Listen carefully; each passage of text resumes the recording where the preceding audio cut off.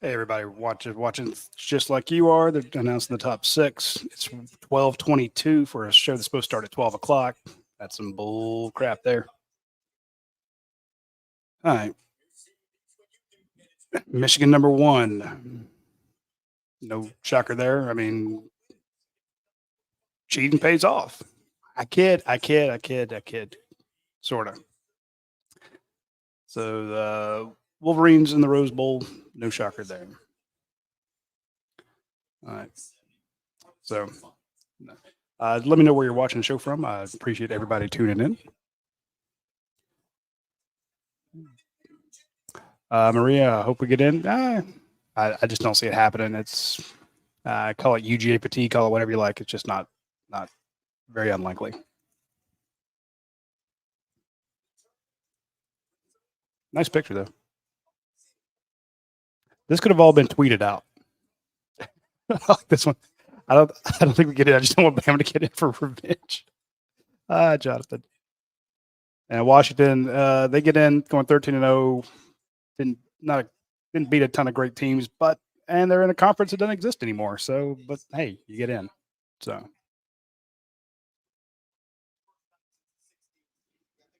Jay, Sweet Onion Country down here in Vidalia, Georgia. Man, one of my favorite places. I have an aunt. Her name's Yvonne. She lives in the Vidalia. So, uh, love that place. They're not putting us in, Mike Myers. Yeah, I doubt it. Hey, watching from a Jersey Mike's out in Sacramento. I love it.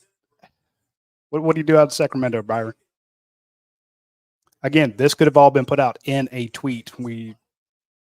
It should not be 12:23, and we're still waiting on the number 3 team.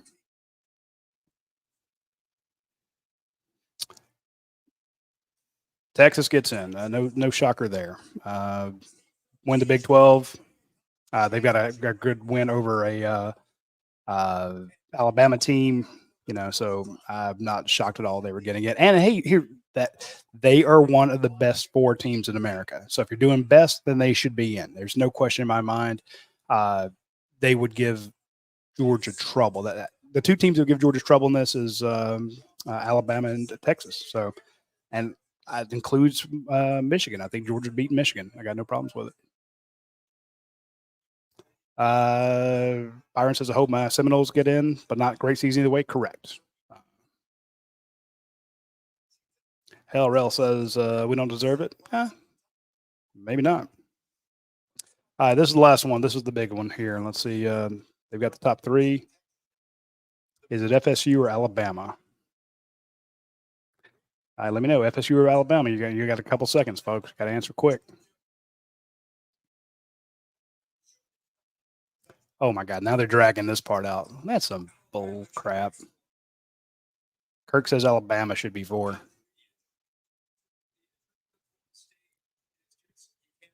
We're gonna say the injuries to Florida State means that they shouldn't be. And then what about the injuries to Georgia with losing Amarius Mims?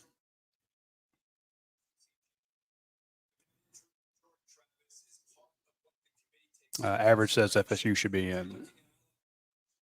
Too Funny says FSU deserves it. Again, is it deserves or is it uh, who's the best team? They constantly say it's the best team that should be in.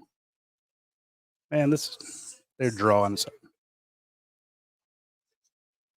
Oh my God! So they're actually announcing 6 instead of anybody else.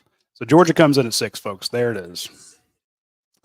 So you drop from 1 to 6 with a 3-point loss at a neutral site to Alafrickin Bama, one of the greatest teams in America, one of the best teams, and they're going to drop you 5 from 1 to 6.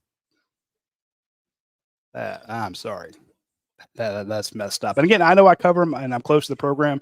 It's not, I'm not trying to come across as a homer, but I'm just saying I don't understand how you drop that far. So, hey, Bama's in. Bama is going to win the national title. They're going to beat the crap out of Michigan, and then they're going to destroy Texas. I shouldn't say destroy them.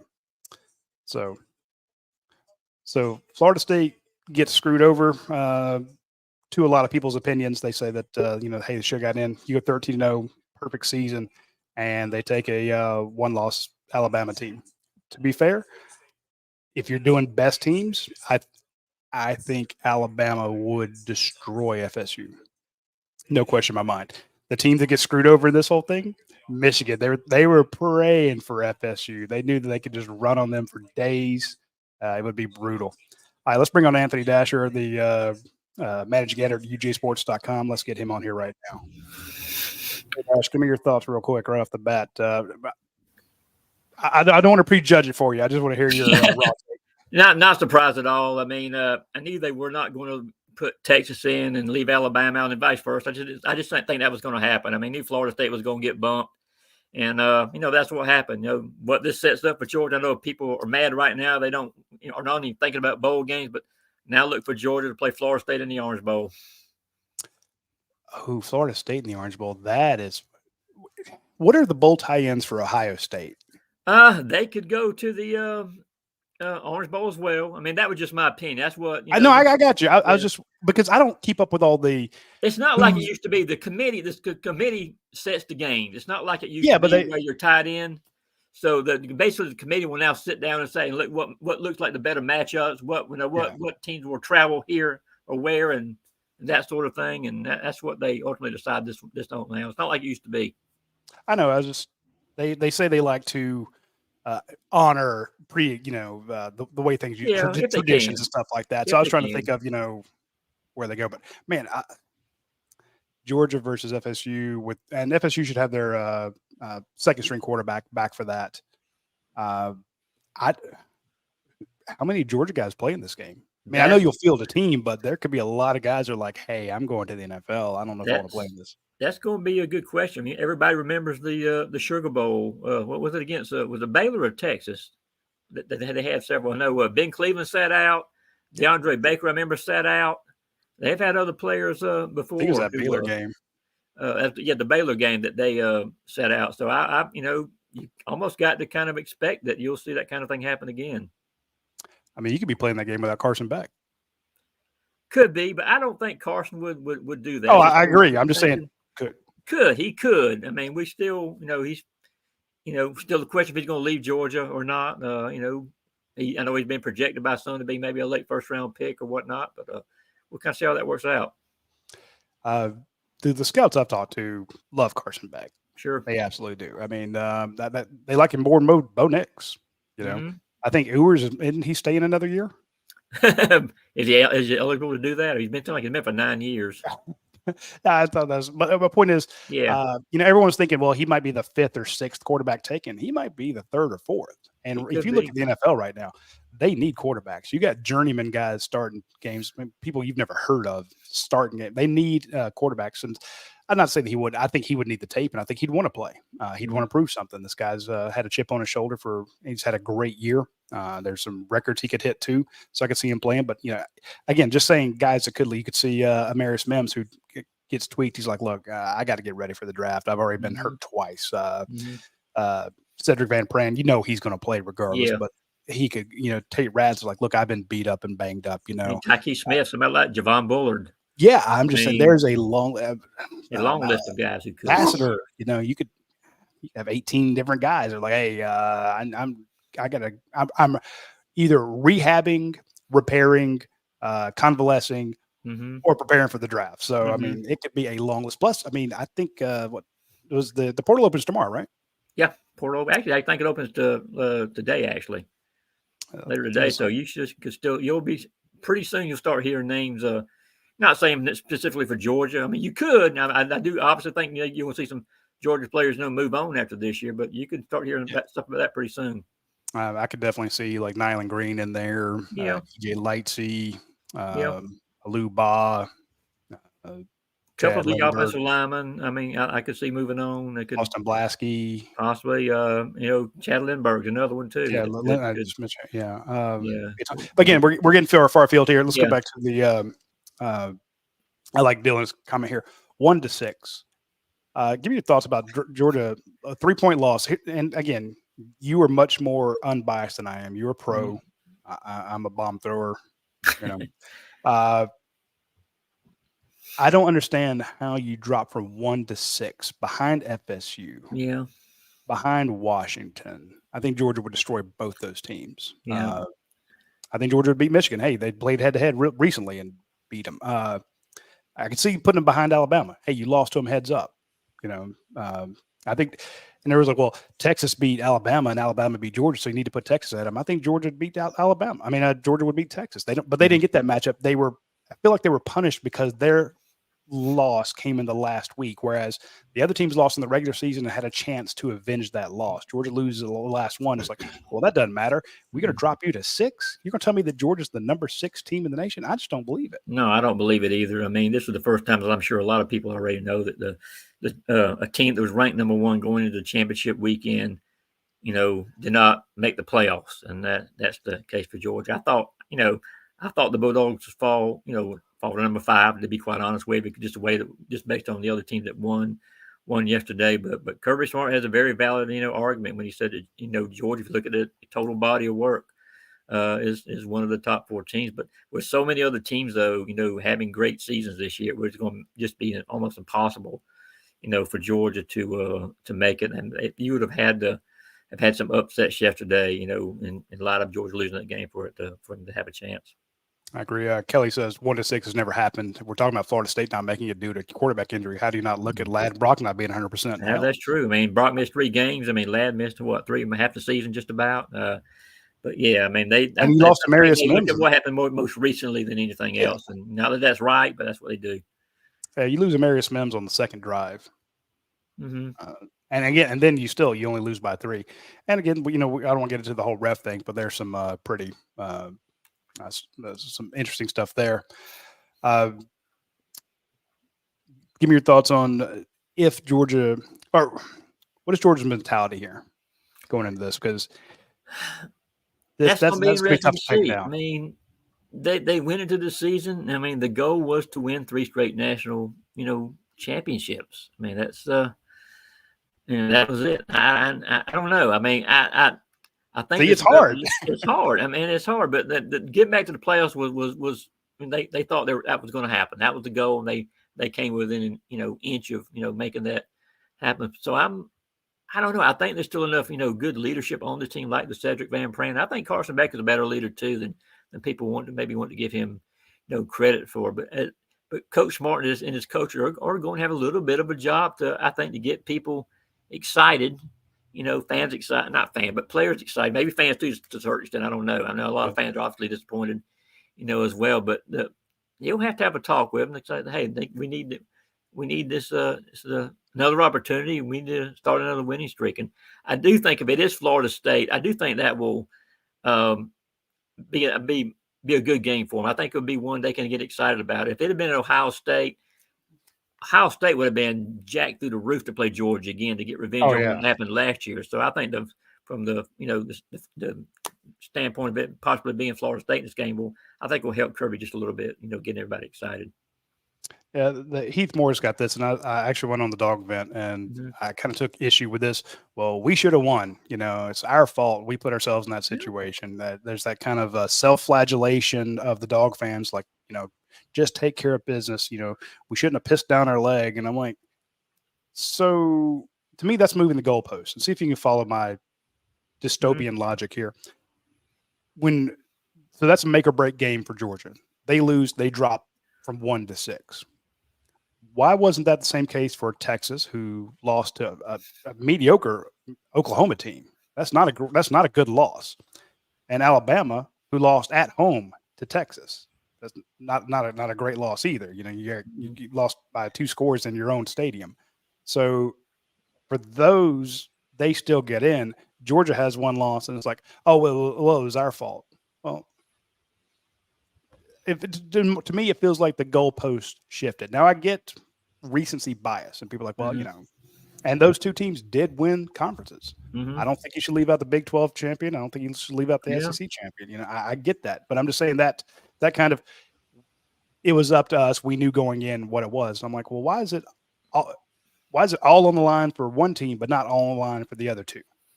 Yeah, I mean, you can tell me I'm wrong. I'm just saying I need this. I need this how this game for Georgia. I mean, not the game itself. I need the what was going to happen as far as making the playoffs. It was going to come down to winning this game or not. I mean, I didn't think Georgia's going to make it with a loss in this contest. And again, give credit Alabama. But as I wrote about on my dashboard, I mean, Georgia, I won't say shot itself in the foot because Bama was credit for some of that too. But there were some mistakes that were made that Georgia caused itself, and as I said, they got nobody to blame but themselves.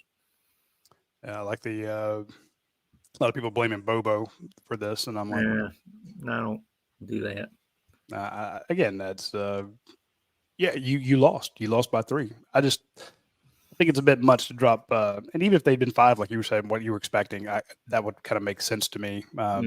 And if you're going to move Texas and Alabama ahead of FSU, why? It's like, okay, I guess maybe because they have the conference championships. You're like, well, we can't drop them below Georgia because they won the we think these other 2 teams are better. But you're going to tell me Georgia, you don't think Georgia's better? You don't think Ohio State's better? Yeah. I could see FSU, again, if you're going to take into account injuries and stuff like that and be like, wow, they were playing their 3rd-string quarterback, barely beat a Louisville team. Ohio State would. Florida State just did not pass the eye test, even when their quarterback was good, in my opinion. Again, they had very good wins this year. They beat LSU, which is a decent team. This season, their resume, I think, was maybe a little better. Maybe some people gave them credit for, but with the injuries they've had recently, they just haven't been quite the same team. My opinion. All right, so when do we find out where Georgia's actually playing? Is it going to be like that 1:30 thing? I mean, 2:30. I think they just announced like 2:30, so we should hear about that, and it'll probably break before that. To be quite honest with you, because I think this is going to be pretty much cut and dried as far as the Orange Bowls go. Because the Orange Bowl again gets the highest ranked SEC team that's not in the playoffs, and that's Georgia. So we know that, and Florida State would be is right there with them as a number 5 seed in the final in the ranking. So makes for a natural matchup. I got it. Any other thoughts? No, it's just again, I know Georgia fans are disappointed and all that, and again, as I said, that Georgia did not play a perfect game. Alabama, played about as good as I think they could have, and they still only won by 3 points. So, and I know people are upset by the bowl. And I've had some people suggest me Georgia shouldn't go to a bowl game. Now that's just crazy talk. Right there. Why the hell would you not want Georgia to go to a bowl game? I don't know. I'm just glad it's Miami. No, I mean, I'd like to chew that gummy that they're chewing on. That sounds like fun. Man, I'd much rather, if I got to go to a bowl game, I'd much rather be in a nice 85-degree Miami, Florida, than a 35-degree Dallas, Texas. So that's something to. Well, to me, it's like if you're a dog fan, remember what Kirby Smart does with bowl practices. Oh yeah. I mean, I think. Was it 2 years ago? They had 17 players arrive in the enroll early. I think 19. Yeah, early take part. You're going to see these younger players get more opportunities. And again, if some of these other players decide to move on to the NFL, it's going to give these other guys a shot to jump in and get some quick playing time. Yeah. So I think Gerby will make the most of it. You played 2 freshman inside linebackers. Mm-hmm. Those guys will get a lot more reps. You've got to redo your entire offensive line, except for one guy, pretty much. Yeah, rebuild. So you need these 15 practices, no matter who you're playing. So, like I said, get those true freshmen in. The kids are finished up their high school careers now. Mm-hmm. Get Dylan Raiola in here. Let him throw a bunch of passes. And get in because you don't know what's going to happen in your quarterback situation. Exactly, that's going to be something to watch. Yeah. Now let's actually look the teams that are matched up. You got let's go ahead and get your picks. Give me your Michigan-Alabama score, or the winner there. I think Alabama beats Michigan. I mean, I just think they're too physical. Number one, I mean, Alabama won that game, won the line of scrimmage yesterday. That's one of the big reasons they dropped. They wound up winning that contest. As far as the Texas and Washington could be very interesting. And Washington, I know, plays with a big chip on its shoulder because nobody thinks they can, they think it's just, one-trick pony with Phoenix. They're the great quarterback that they've got. But I know I see Alabama and I see Texas winning. So I think you're going to see a rematch of the Longhorns and Crimson Tide in Houston for the national title. And that's going to be something to watch. You and I both watched. I mean, you remember that Alabama-Texas game, the national title. Yeah, again, you and people know you don't. Not rarely do you beat Nick Saban twice in the same year. So You know, they lost already to Texas. That would be a big advantage to the Tide, in my opinion. So before the game yesterday, somebody asked me, like, "Are you nervous?" I said, "Look, Alabama's going to win the national title if they win this game." Mm-hmm. Well, it wasn't just that. I said, "Look, whoever wins this game wins the national title." Mm-hmm. Because I believe that Yeah, Georgia got in. yeah. I'd They be saying would. something about Georgia right now if they had won that Yeah, game. that's why I No, said no yesterday was question. the national title. And I expect, and again, just from a media standpoint, I guess from a storyteller standpoint, you could almost see it. The 30 for 30. Milrow Mm-hmm. gets benched in week 3. Then he Oh has yeah. the 4th and 31 that he converts. Then they beat 2-time defending, giant Georgia, and they get in by the skin of their teeth. And then they beat, and it'll probably be some miraculous play. They beat Michigan, and then they face Alabama. Face Texas and just blow them the hell out. And all of a sudden, it's like, hey, another title for Nicky. I could just sports sometimes follows a Hollywood script. It just you could see it coming a mile away. And I remember in week 4, somebody said, "What are the teams you're most concerned about?" I said, "Alabama and Washington." It was on 92.9, and the guy that was interviewing me wasn't Randy McMichael, it was the other guy. He says, "Look, I don't really follow Georgia. I kind of look at it nationally. What are the 2 teams you're most concerned about?" I said, "Alabama and Washington." And they kind of laughed me off the show. Not to say I was right. I was just like, "Look, I thought Penix is a badass," which he was. And I said, Milrow, that guy, quarterback play is key in It's this. everything, man. And give Alabama a little bit of credit too, and Coach Saban and his staff. I know Georgia fans won't like to hear this, but when your best player is a guy like Jalen Milrow, you let him do what he does, build your offense around him, and because Alabama, skill position wise, they were not as dynamic this year, or not as dynamic this year they have been in previous season. But you have a quarterback like Milrow can do what he does. You let him play to his strengths, and that's what they've done, and that's why they're in the position they are right now. Yeah, you are correct. All right, I know you got a bunch of stuff to write. I'll let you go. Yep. Cool. See you. Thanks, Dash. Yep. All right, that's Anthony Dasher, our the managing editor at UGAsports.com. He'll write up stories, and each year he seems to break the news where Georgia's going to play first. And then it's not when it's not in the playoff system. So Dash is really dialed into the bowl games. He says Georgia could be in the Orange Bowl. I could see that. Playing FSU, I could definitely see that. We got a bunch of trolls in here. I always love the trolls that jump in here. I like this one from Steve Brown. Penn State is better than Alabama or Georgia. What, at getting in trouble or losing games or not being able to knock off Ohio State or Michigan? Come on, dude. Try that. Try that somewhere else.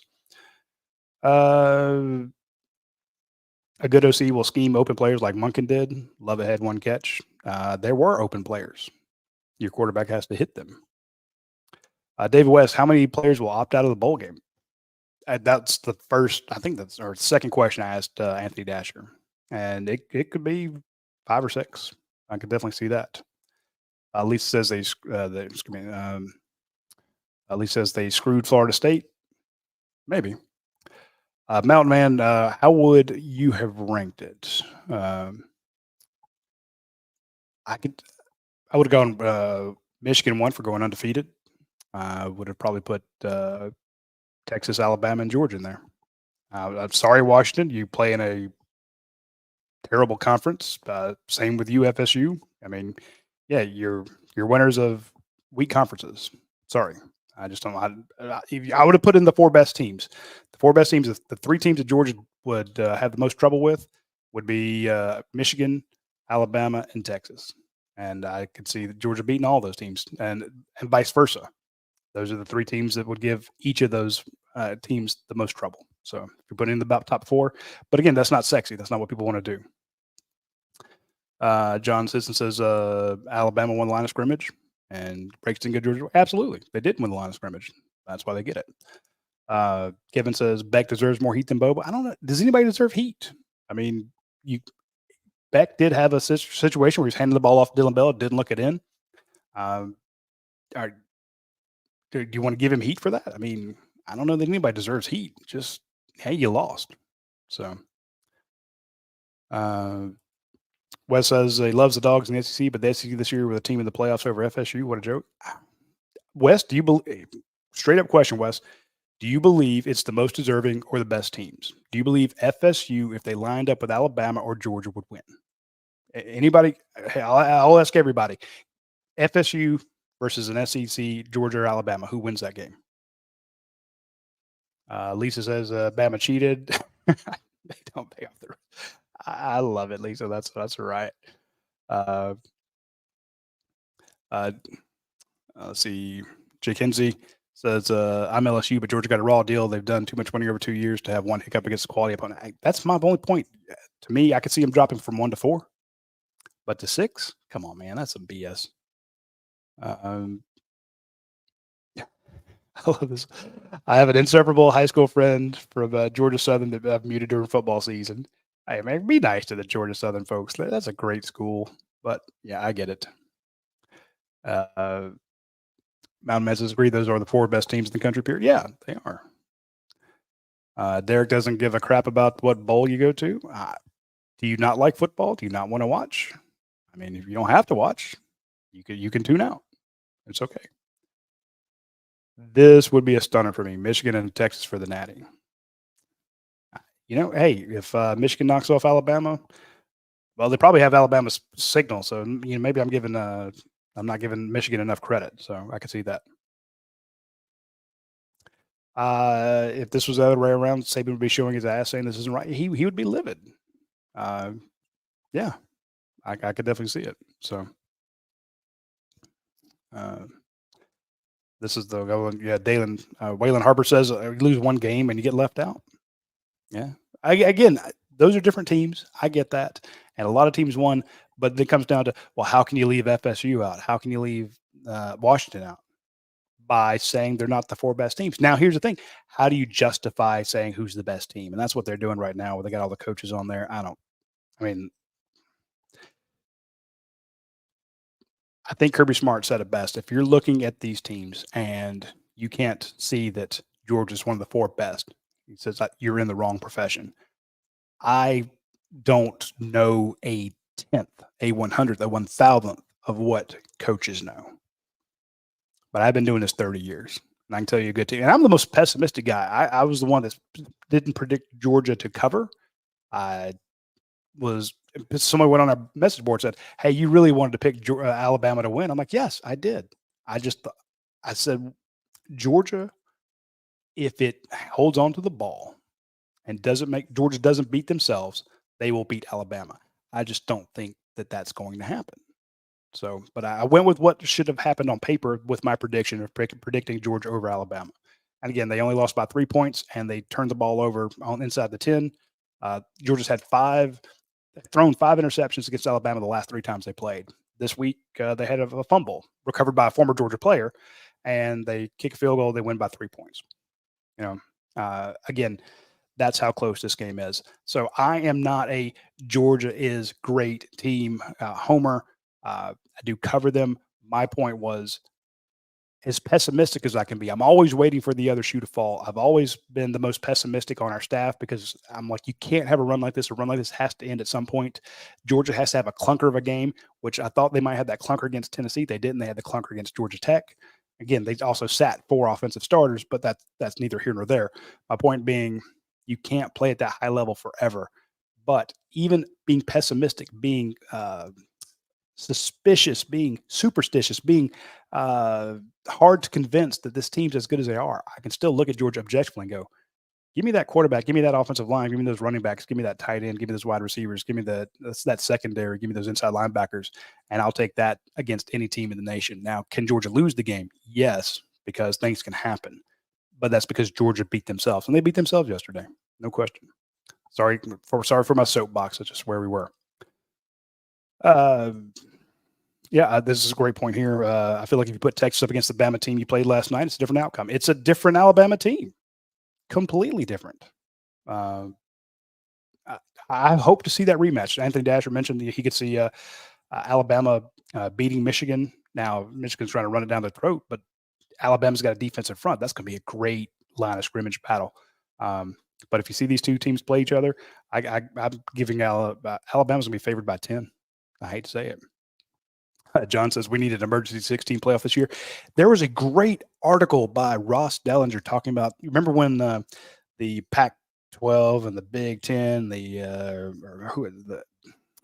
no, the ACC and the Pac-12, everyone got together and they had this arrangement, this league of gentlemen, and they all had handshakes that they wouldn't poach each other, and they would be a voting block to counter the power of the SEC. And then they just wound up robbing and stealing from each other, and all of a sudden we could have had a 12-game playoff this year, but those people screwed it up. So just BS. Georgia got done dirty like a tractor. I love that. The number one seed never dropped this far down 5 damn slots. Yeah, just mind-boggling. Oh, damn you, Clay. Congratulations to Bama, the refs, co-SEC champions. Here's the thing. I actually said on the radio last Friday, I'm like, maybe Georgia will get some calls in this game because the SEC wants to get one of their teams into the playoffs. Little did I freaking know. Little did I know they're like, oh, we can get Alabama in with some good calls because they'll have a great win, and we got them in. So impressive. I like this. Let's beat the brakes off FSU and get ready for the revenge tour. Yeah. Here's the thing, folks. I'm going to have to go here real quick. Appreciate everybody tuning in. And if you would hit the subscribe button, our channel's growing like crazy. But I'm going to leave you with this thought. Yeah, you didn't get in. You were number one team all year long. You lose at the end. You don't make it into the 14 playoff. But do you honestly think that you won't be back next year or the year after or the year after that with Kirby Smart recruiting? He's got the number one recruiting class in the country. He might lose a guy in that class. He might add a guy in that class. They're going to be very active in the portal. They're about to lose a bunch of kids in the portal. They're about to gain a bunch of kids. You've seen the way Kirby runs his program. It's one of the least penalized teams, one of the most balanced teams. He's got some great quarterbacks coming in. He's got great inside linebackers, 6 offensive linemen committed, 3 running backs committed, 6 defensive linemen committed. It's a monster class. He's reloading. You saw a bunch of young guys playing. We saw Jalen Walker last night play 12 snaps. He had 2 freaking sacks. That guy is a star in the making. So Georgia's going to need to beef up that defensive front. You just don't have the stars. Like you have 4 first-rounders gone in the last 2 years. So it's a little tough to lose that many guys on the defensive front and be able to stop the rush. But Georgia is building them up. You saw Christian Miller come out and play really well. Terry Ingram-Dawkins did his stuff. You got to be excited about Jordan Hall, big Jamal Jarrett. So you got to be very excited about the future of this team. So I would say tune in to the bowl game, maybe see a bunch of those young guys play, as Kirby has been known to do in the past, and he will be developing them.